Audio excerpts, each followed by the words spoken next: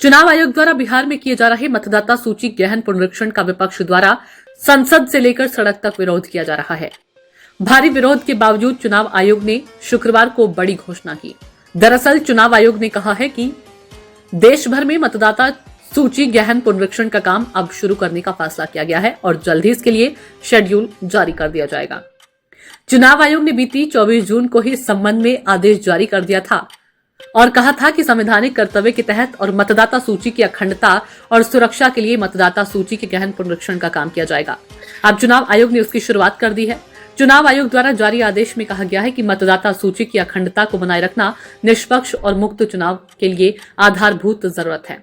जन प्रतिनिधि कानून 1950 और रजिस्ट्रेशन ऑफ इलेक्टोरल रूल्स 1960 के तहत योग्यता, मतदाता सूची तैयार करने की प्रक्रिया और तरीके की जानकारी दी गई है।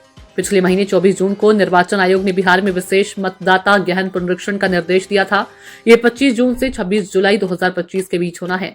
चुनाव आयोग का कहना है कि मतदाता सूची में फर्जी, अयोग्य और 2 जगहों पर पंजीकृत मतदाताओं को हटाने के उद्देश्य से पुनरीक्षण किया जा रहा है। तो वहीं विपक्षी पार्टियों का आरोप है कि चुनाव आयोग इस विशेष गहन पुनरीक्षण के जरिए पिछले दरवाजे से लोगों की नागरिकता की जांच कर रहा है। साथ ही विपक्ष का आरोप है कि इसकी आड़ में बड़े पैमाने पर लोगों से मतदान का अधिकार छीना जा सकता है।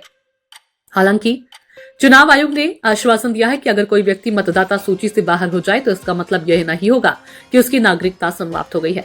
चुनाव आयोग ने यह भी कहा है कि कानून और संविधान के तहत उसे यह अधिकार प्राप्त है कि वह नागरिकता से जुड़े दस्तावेज मांग सके ताकि लोगों को मताधिकार मिल सके। हालांकि विपक्ष द्वारा मतदाता सूची गहन पुनरीक्षण करने का भारी विरोध किया जा रहा है। बिहार विधानसभा और संसद में इस मुद्दे पर हंगामा जारी है।